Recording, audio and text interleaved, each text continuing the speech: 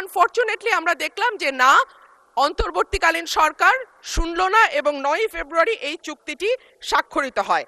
মাননীয় সদস্য উমিন ফারহানা, আপনি কি পয়েন্ট অফ অর্ডারে দাঁড়িয়েছেন? বলুন। মাননীয় স্পিকার, আপনাকে অসংখ্য ধন্যবাদ। মাননীয় স্পিকার, গতকাল মার্কিন রাষ্ট্রদূতের সঙ্গে আমাদের বাণিজ্য মন্ত্রীর একটি বৈঠক হয়েছে এবং সেই বৈঠকে মার্কিন রাষ্ট্রদূত আমাদের আমেরিকার সঙ্গে যে বাণিজ্য চুক্তি হয়েছে সেই বিষয়ে তিনি বেশ কিছু কথা বলেছেন। তার মধ্যে উল্লেখযোগ্য হলো দুই দেশের মধ্যে আমদানি রপ্তানির ঘাটতি, বাংলাদেশের কৃষি ও জ্বালানি পণ্য আমদানির প্রতিশ্রুতি, দেশে ব্যবসার পরিবেশ উন্নয়ন ও বিনিয়োগ আকর্ষণের জন্য নীতি সংস্কারের বিষয়গুলো মার্কিন রাষ্ট্রদূত তুলে ধরেন।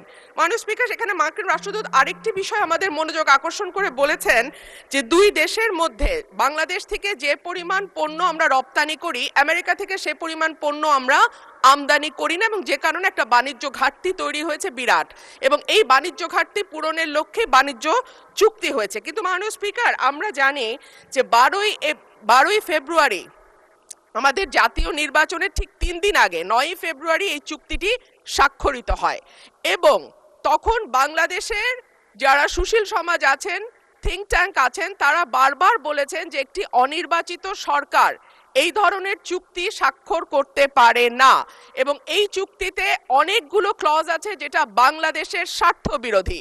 সুতরাং নির্বাচনের পরে যখন একটি নির্বাচিত সরকার আসবে তখন যেন এই চুক্তিটি স্বাক্ষরিত হয়। কিন্তু আনফরচুনেটলি আমরা দেখলাম যে না, অন্তর্বর্তীকালীন সরকার শুনল না এবং 9 ফেব্রুয়ারি এই চুক্তিটি স্বাক্ষরিত হয়। মাননীয় স্পিকার, এই চুক্তির শর্ত অনুযায়ী প্রতিযোগিতামূলক। মাননীয় সদস্য, আমার বক্তব্য শুনুন।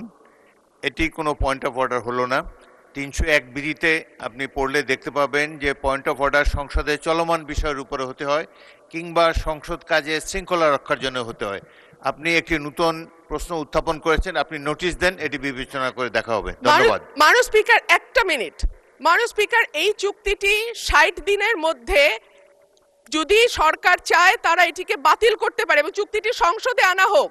এটি পয়েন্ট অফ অর্ডার হিসেবে গ্রহণ করতে পারছি না বলে দুঃখিত।